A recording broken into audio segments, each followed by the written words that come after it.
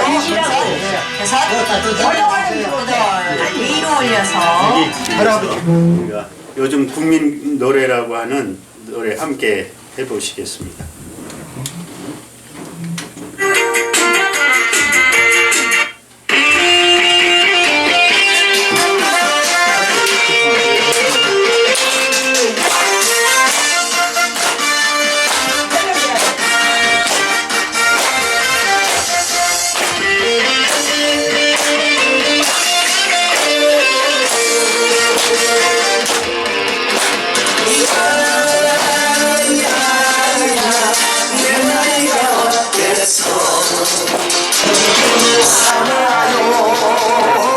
그대만이 정말 내 사랑이네. 눈물이 나네요. 내 나이가 돼서 사랑하기 딱 좋은 나이인데. 말씀을 통해서 여러분들이 그런 것을 느끼게 되실 것입니다. 그래서 소사구 지회에서 협조가 되어가지고 소사구 관내에 각 경로당을 전부 제가 찾아뵙면서 인사를 드리면서 나누고 있습니다. 먼저 우리 같이 나누기 전에 손바닥 안에 우리의 신체가 다 있다고 하는 사실 너무 잘 아실 겁니다. 그죠? 네. 여기 보면 양손에 우리 신체 각 부위가 다 연결되어 있다고 하는 사실을 보여주고 있습니다. 이런 그림은 아마 여러 번 여러분들이 보셨을 겁니다. 이런 그림, 저런 글을 통해서 보셨을 겁니다.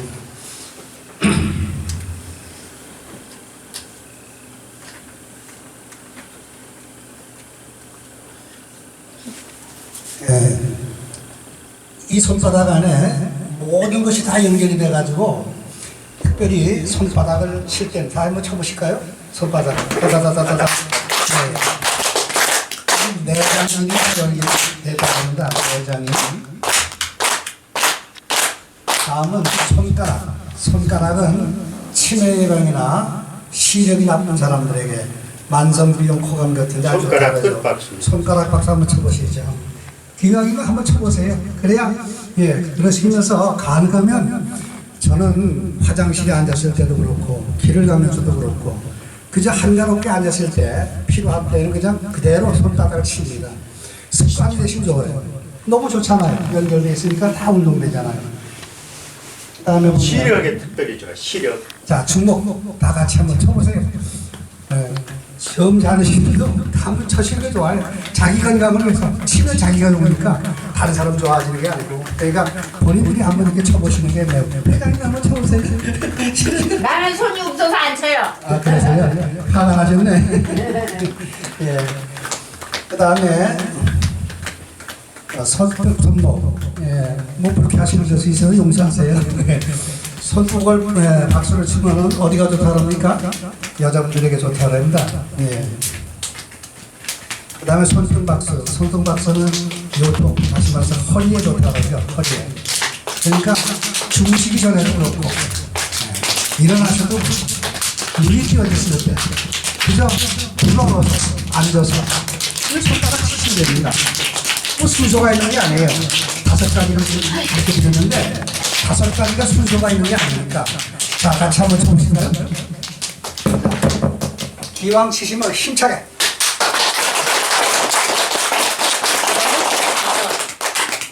그 다음에 주먹 그 다음에 손목 그 다음에 손등 이게 순서가 들어있는 게 아니니까 그냥 생각나시는 대로 계속 한번 쳐보세요.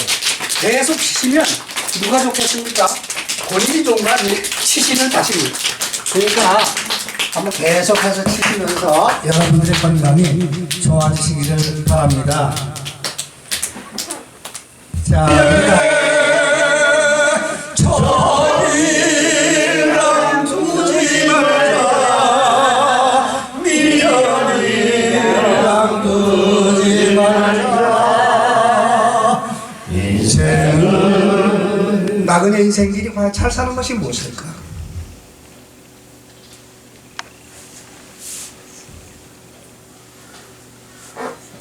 제가 오늘 말씀을 드리고자 하는 것은 사람이 잘 산다는 것이 무엇인가 하는 거죠. 여기 계신 분들은 다 연세도 높으시고 나름대로들 경륜을 가지고 계신 분들이기 때문에 다 터득을 하신 줄 압니다. 모여서 한 달에 한 번씩 이렇게 모여서 연구 활동을 합니다. 연구 활동을 하면서 우리가 연구된 내용을 각 복지관이나 기관이나 여러 군데다가 같이 나누는 그러한 활동을 하고 있습니다. 그래서 지난달에 고강복지관도 했고 이번 19일 날은 삼정복지관을 할 것이고 기획에서 연차 계획을 세워서 진행을 하고 있습니다. 그러면 사람이 잘 산다는 것은 무엇을 의미하는가, 무엇을 뜻하는가 하는 겁니다. 보시죠. 오일다행하는 것이다. 오일다행하는 것이다. 일다행하는 것이다. 저 사람은 뭐 한국말로 하는데 왜 하필 영어를 쓰냐. 왜? 여러분들에게 이 말씀을 각인시켜드리기 위해서래요. 여러분들의 마음에다가 좀 뭔가 이렇게 도장을 찍는 것 같은 그러한 시간이 되었습니다. 그래서 이 시간이 저는 우리 모두에게 여기 계신 여러분들에게 가장 소중한 시간, 귀한 시간이 되어지길 소원합니다. 이 사람 보기 어때요? 이 사람이 책상 위에서 이렇게 강의를 하시는 분입니다. 미국의 예일 대학에서 최고의 또 세계적인 죽음학에 대해서 연구를 하는 분입니다. 여기 보면 헨리 케이건이라고 하는 이름인데 우리나라에 와서도 서울대학에 와서도 강의를 하고 하셨던 분입니다. 이분이 최근에 지금도 살아있으면서 연구하고 또 연구를 하고 연구하는 것이 뭐냐? 죽음학을 연구하는 겁니다. 사람은 같이 한번 생각해 보세요. 살았다고 하는 얘기는 죽은 거하고 분리될 수 없습니다. 인생의 길이 달라지는 줄 압니다. 그래서 이 사람이 연구를 해봤더니 늘 뭐냐? 죽는다는 것은 무엇을 뜻하느냐? 죽는다는 것은 무엇을 뜻하느냐? 죽을 수밖에 없는다라고 하는 존재. 그거 기껏 연구한 게 그거예요. 이와 같은 질문은 곧 죽음을 바라보는 나의 태도를 바르게, 올바르게 만들어준다 이 말이에요. 그래서 우리는 왜 경험하지도 못한 죽음에 대해서 두려워하는가 하는 거죠. 해주면서 잠들었다라고 얘기를 해주셨습니다. 잠들었다는 얘기는 뭡니까? 다시 일어난다는 얘기 아니에요. 제가 그걸 여기서 구체적으로 설명드리고 싶지는 않아요. 다만 이건 성서적인 말씀이 그래요. 그래서 누군가는 다 죽지만은 다시 살아. 그래서 잔다고 표현하고 있단 말이에요. 그게 문화가 그랬고 전통이 그래서 아버지 어머니가 가르치지 않았어요. 자식들에게. 그걸 만약에 문화가 형성됐다고 하면 죽음의 문제를 오늘날과 같이 한국의 심각한 문제는 아닐 거예요. 우리 한국 사회 속에서 우리 의료, 우리 병원 시스템 속에서 이런 속에서 과연 나의 죽음을 존엄하게 맞이할 수 있는 비밀이라는 것이 있는데 그걸 여러분들에게 말씀드리고자 하는 겁니다. 자, 한번 상태, 예를 들면 뇌사 상태 등이 있을 때는 정되는 수준에서 약 6개월 동안 치료하다가 의사의 의견에 따라서 자연사 하도록 해 주십시오. 오히려 삶을 더 충실하게 볼 수 있는 기회가 되는 거군요. 앉았던 자리 좀 깨끗하게 치우고 간다는 생각으로 가는 거죠. 아버지 어머니가 아프신데 어떻게 병원에 안 가요? 그럼 병원에서 이게 뭐 기관 절개해야 돼. 여러분 앞에 놓여있는 여러분이 가지고 계신 사전의료 영서를 양말 쓴 겁니다. 그래서 자기가 임종을 어떻게 맞이할 것인가 하는 것을 누가 정한다고요? 누가 정한다고요? 자기. 따라 내가 하는 겁니다. 한번 오른손 드시고 오른손 한번 드시고 같이 한번 들어보세요. 드시고 어르신들도 한번 들어보세요. 내가 다시 내가 다 같이 내가 하는 겁니다. 이런 내 직계에게 부담 없이 해드릴 수 있는 방법이 바로 여러분들에게 제시하는 겁니다. 한 가지 제가 제 경험을 말씀드리면 제 아들은 18살에 갔습니다. 큰 아들은 21살에 갔습니다. 그 아들들이 갈 때 호흡기를 빼면 죽습니다 라고 얘기합니다. 누가? 의사가. 근데 이걸 뺄까요 말까 하는 걸 누가 결정합니까?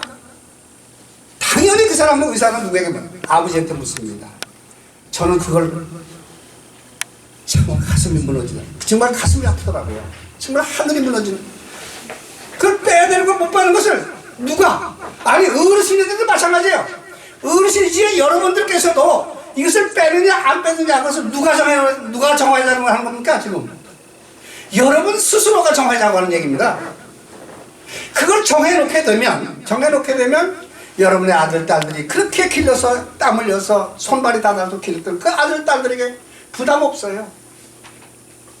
부담을 없다는 것도 덜어줘요. 만약에 제 아들 형제가 이런 것을 써놓고 커서 그랬다면 제가 그렇게 가슴이 아프지는 않았을 거예요. 본인이 정하는 거죠, 본인이. 그래서 존엄하지 못한 죽음이 뭐냐, 존엄한 죽음이 뭐냐. 우리가 어차피 죽는다고 할 때 오늘의 현실 속에서, 우리 상황 속에서, 우리 의료 기술 속에서 아까도 보시다시피 말씀 들었잖아요.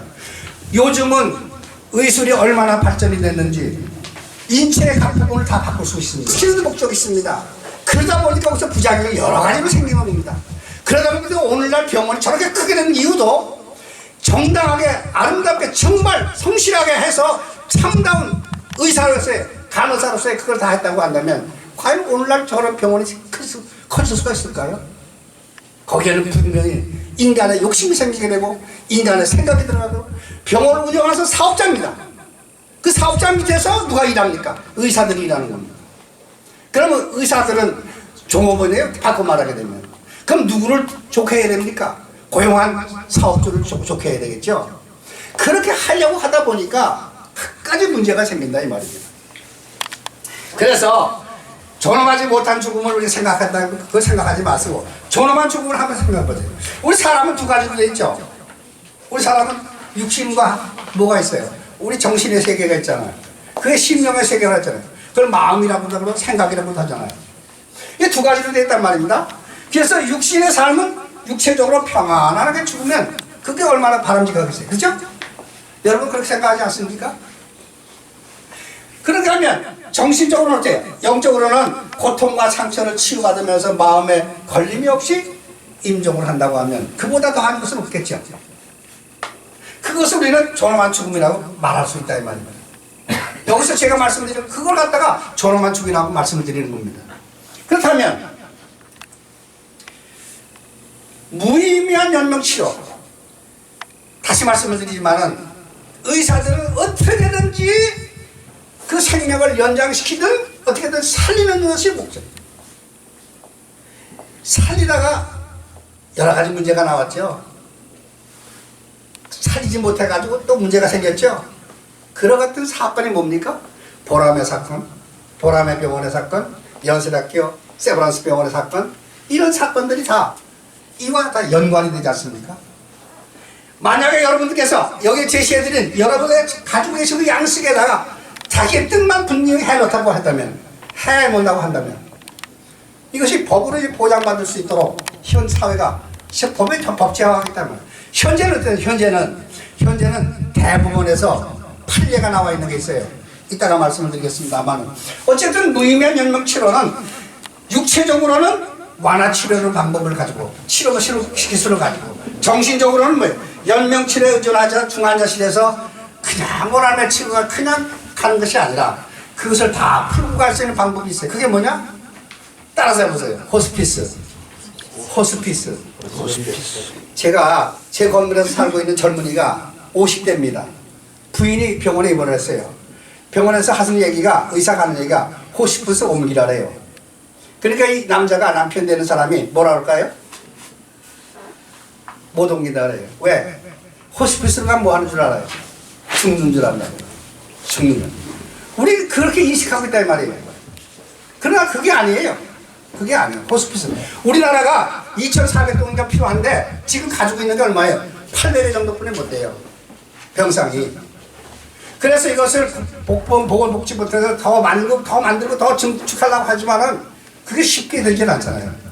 어쨌든 우리가 무의미한 연명치료에 대한 대안이 있는데 완화치료가 있고 호스피스라는 게 있단 말이에요. 내 나이가 어때서 한번 다시 한번 불러줘 보시오. 임종 이후에 대해서는 말씀드리고 싶지 않아요. 그 신앙적인 문제고 그때 말씀드리고 싶지 않고 임종 바로 내 육체의 몸에서 내 영혼이라고 하는 것이 빠져나가는 그 순간까지를 말씀드리는 겁니다. 그래서 순간까지 연명치료를 받지 아니하고 영접치료를 받을 것이고 하는 것을 누가 정하느냐? 내가 정하라는 말씀입니다. 받고 안 받는 문제를. 그래서 사실 연명치료라는 것은 특수한 장치를 사용해서 회상시킨다는 것보다는 뭡니까? 연장을 시키는 거라는 거예요. 생명을 연장을 시키는 거예요. 6년이고 7년이고 10년이고 연장을 시킨다는 거예요. 과연 그러한 삶을, 그러한 생명이 가치가 있고 보람이 있느냐는 거예요. 자, 그렇다면 이 사전의료 영상은 작성의 배경이 있어요. 아까도 말씀을 드렸습니다만 2009년도에 연세 세브란스 병원에서 김옥경 할머니라고 하는 아마 사건을 여러분 뉴스를 통해서 다 아실 겁니다.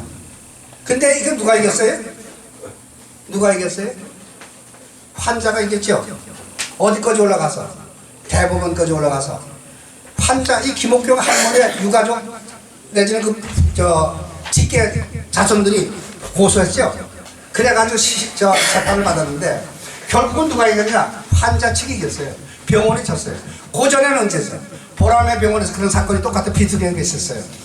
비슷한 게 있는데 그때 누가 졌어요? 누가 이겼어요? 병원이 이겼어요. 이러한 우리나라에 이러한 사건이 우리 현실 사회 속에 비일비재하다 이 말이에요. 그렇기 때문에 그러한 것들을 방지하기 위해서 대법원에서 결정하는 것이 뭐냐? 죽음에 대한 자기 결정권을 보장해줘라는 겁니다. 예. 무슨 말씀인지 이해가 됩니까? 아주 젊은 사람인데 첼로라고 그래가지고 큰 걸 이걸 치는 겁니다. 이 사람이 희망을 가지고 정말로 대학 공부를 해가지고 말이죠. 그 한 단원이 됐어요. 근데 이 오케스트라 다니고만 해체가 됐어요. 해체가 돼가지고 저는 갈 데가 없으니까 어디로 가요? 고향으로 돌아갔어요. 그래서 직장을 구한 것이 뭐냐? 직장을 구한 것이 뭐 장의사입니다. 장의사. 장의사에서 이 사람이 장의사의 그 장의사로부터 교육을 받고 장의사가 자기가 연수를 받아가지고 그걸 합니다. 근데 그 시신을 모시는데요. 얼마나 정성껏 모시는지 몰라요. 그래서 화장을 그대로 해줘요. 산 사람 같이. 그래가지고 산 사람이 그 임종하신 분을 시신에다가 키스를 합니다. 이렇게까지는 못할지라도 우리 한국 사람 어떻습니까? 돌아가시면 냉장고 집어넣죠. 냉동실에도 치우고 시신을 임종 후에도 그래서 필연적인 죽음을 맞는 개인을 잘 존중해. 당하는 바 죽음이 아니라 알아서 보세요. 죽음은 당하는 것이 아니라 맞이하자. 똑같은 말인데 달라요. 아실 때. 왜? 그래야 생각을 판단을 정확하게 할 수가 있어요. 그렇죠? 병들고 아프고 기분 나쁘고 하면 감정이라는 동물 사람은 감정이 있기 때문에 잘못 표시할 수가 있다 이 말입니다. 그것을 방지하기 위해서 아프기 전 건강하실 때 그 다음에 의료는 치료를 어떤 방식으로 할 것인지 어떤 방식으로 내가 치료를 받을 것인지를 누구가 결정하라고요? 내가. 다른 데서는 대답을 잘 하시던데 어신애들은 심각하게 받아들이니까 제가 아주 상당히 무겁습니다. 예. 그거예요? 가족 전체를 위한 거예요. 그래서 자신의 뜻을 알리는 수단이 바로 가지고 계신 양식이라 말입니다. 아드님 어떻게 할까요? 산소호흡기를 꽂아야 되겠는데 어떻게 될까요? 그러면 그 아들이 어떻게 되겠어요? 아들이 어떻게 할 수가 있겠어요? 당연하죠. 당연하죠. 평소엔 뭐라 그랬어요? 평소에는 꽂지 마라. 꽂지 말아 그랬어요. 이제 내 나이가 90이 넘고 100세가 다 됐는데 내가 이제 육신적으로 이렇게 아픈데 내가 이렇게 연약해졌는데 내 생각도 흐리고 나 이제 어쩔 수 없어. 그런데 그게 부러웁니까? 아니 꽂아야 되냐 꽂지 말아야 할 때나 그때의 그 아들의 심정을 어떻게 헤아리면서 그것을 의사의 말을 들어야 되느냐 안 들어야 되느냐 그것이 과연 효자나 불효자라고 판단을 할 수 있어요? 나도 그렇지. 그것이 여러분이 똑같아요. 여러분의 입장이랑 똑같다 이 말입니다. 다를 게 없어요. 나도 묻지 말아야겠어. 평소에 아무리 얘기를 해놔도 그래서 이 아들은 어떻게 했어요? 당연히 꽂아야죠. 우리 엄마 그게 현실이에요. 그러면 어떤 게 효자예요? 어머니 뜻대로 해드리는 게 효자입니까? 아니요. 사회 윤리대로 하는 게 더 효자입니까? 판단하면 여러분이 하세요. 여러분들 이걸 작성을 했어요. 작성을 했다고 하면 이것을 효과적으로 써먹어야 되겠는데 어떻게 해야 되겠냐는 겁니다. 예. 자, 여기 보세요. 영상에 보시면 이걸 작성할 때 어떻게 하라고 그랬어요? 같이 한번 보시죠. 가족과 다 같이 가족과 충분한 이야기를 나누라고 합니다. 그럼 언제가 좋아요? 건강할 때. 또 가족이 다 모여 미국도 가 살아, 카나다도 가. 요즘 뭐 아들이 딸들이 다 흩어져 살아요. 근데 모이는 때가 언제예요? 설 명절, 추석 명절 이런 때는 모이잖아요. 그래도 그때라도 모이면 모일 때 하시라는 겁니다. 모이실 때. 저는 그래서 지난 설날 설 전에 다시 한번 우리 교인들에게 우리 저 아는 사람들에게 다시 한번 강조했어요. 이번 기회에 명절 때에 한번 이것을 심각하게 생각을 하면서 가족과 함께 쓰라는 거예요. 왜? 5형제가 있어요. 5형제 뜻이 같을까요? 다 달라요. 다 달라.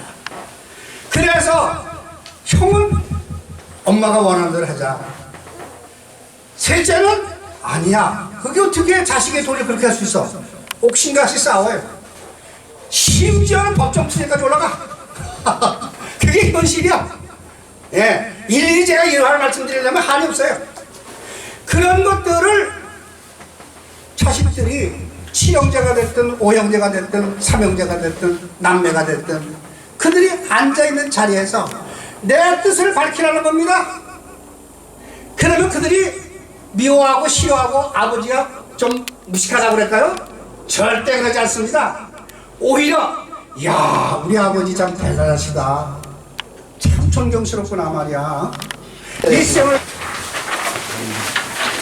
뭐 보시면은 뒷면은 하얗게 돼 있고 앞면은 인쇄가 돼 있습니다. 그래서 사전 의료 의향서라고 큰 제목으로 좌측에 위에 부분에 기록이 돼 있습니다. 그렇죠? 예, 거기에다가 보면 그 밑에 보면 하얀 날 있죠? 하얀 날. 다 같이 한번 읽어보실까요? 내 이름은 누구누구요? 자기 이름을 쓰는 겁니다. 예. 저 같은 경우는 송계순이는 명료한 정신 상태에서 직접 이 사전 의료서를 작성합니다. 여러분도 마찬가지예요. 건강을 회복할 수 없는 상태가 되고 진단과 치료에 대한 나 스스로의 의사표시가 불가능해질 때 담당 의료진과 가족들이 이 사전 의료서에 기록된 나의 뜻을 뭐 해달라고? 존중히 해주기 바랍니다. 적용 시기, 이것을 언제 이것을 효과를 발휘했지도 그거를 쓰는 겁니다. 그리고 세 번째 가서는 무의미한 연명치료에 거절을 할 것이냐, 승인을 할 것이냐, 가부를 뭘로 표시하라고요? 거기 보니까 동그라미를 해도 좋고 V자로 표시를 해놓고 이렇게 체크를 한대요. 구체적인 내용을. 그리고 대리를 지정할 것이냐, 이건 내가 하지 못해, 내가 지금 힘들어서 못하겠어, 무슨 말인지 모르.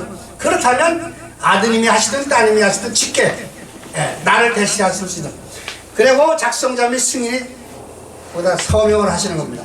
서명을 하시고 의향서 봉사 보관 방법은 말씀을 드렸고, 남기고 싶은 정보가 있다고 하면 그 밑에 나라가 공란이 있으니까 거기다가 세밀하게 써주신다고 하면, 아, 우리 아버지가 이렇게 임종을 희망하고 계시구나, 이렇게 원하고 계시구나 라고 하는 것을 아시게 되면 그 아들, 딸들이 그대로 하면 뭐예요? 효자죠. 뭐 그대로 안 하면 오히려 불효죠. 그런데 우리 사회는 아까도 말씀드린 대로 그게 엇박자가 많아. 그렇게 되지 않는 경우가 많아. 왜? 형제지간에도 달라, 뜻이 달라. 그래서 말씀드린 대로 가족이 전부 다 모인 상태에서 하시는 게 좋겠다라고 말씀을 드리는 겁니다.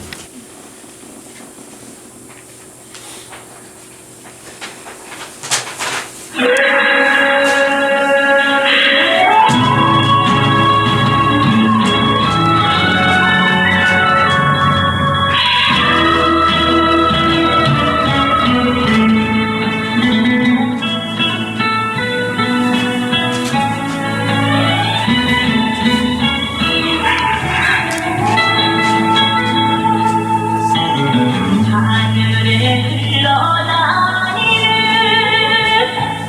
저 구름을 바라볼 때는 당신과 내가 만날 때처럼 가슴이 들려요. 세상은 파도와 같이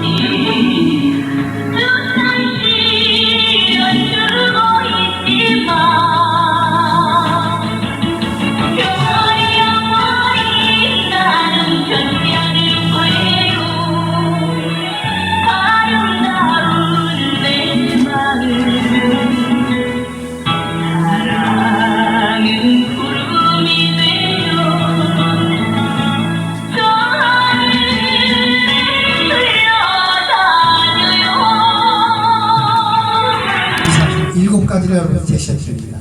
자, 이제 남은 여생의 삶을 정말로 아름답게 마무리하시기 위해서 무엇보다 중요한 건 건강이시죠. 그리고 친구관계죠. 그런 것을 언급하고 있습니다. 제가 시작할 때 잠시 눈을 감으시고 한번 생각을 해보지 않았어요. 나는 과연 죽을 준비를 하고 하나? 여러 가지 준비할 게 많습니다. 유언장도 쓸 수 있으면 쓰시고, 유언장도 그렇게 다 쓸 수 없어. 그렇다면 사진 유언장이라고 있어요. 사진 유언장. 그런 것도 여러분들이 가르치고 싶습니다. 알려드리고 싶어요. 그걸 우리가 연구하고 있습니다. 그런가 하면 장례의향서도 여러분 미리미리 만드는, 그러면 어떻게 해요? 아들, 딸 싸우지 않아요. 어느 집안에는 친형제가 있는데 아들들이 말이죠, 싸움 붙었어요. 어떻게 싸움 붙었냐? 장례의향서 안 써놨기 때문에 셋째가 가장 그래도 사회적으로 아주 이름 있는 서, 걔가 부의금이 들어왔는데 셋째께 제일 많이 들어와서, 그리고 둘째, 셋째 뭐 해가지고 칠형제 중에서 다 골고루 그저 이렇게, 걔가 셋째가 말이죠, 내 거 내달라는 거예요. 그게 현실이에요. 여러분의 아들, 딸은 안 그러시겠지만은 그런 사람들이 많다고. 그러기 때문에 장례의향서도 미리 써놓는 게 좋다 이 말이에요. 미리 써놓으라. 그리고 나의 죽음이 남는 사람들에게 새로운 삶과 희망과 믿음을, 그리고 죽음을 잘 맞이할 수 있도록 돕는 것인가 이 말이에요. 내가 기왕에 한 세상 살고 가시면서 애지중지 길렀던 자식들로부터 마지막 순간까지 떳떳하게 가시면 얼마나 좋으냐 이 말이에요. 왜 싸움을 붙이고 가세요? 왜 형제정을 정월떡에 못 떼고 가십니까? 왜 그러십니까? 그러지 마시자는 겁니다, 저는.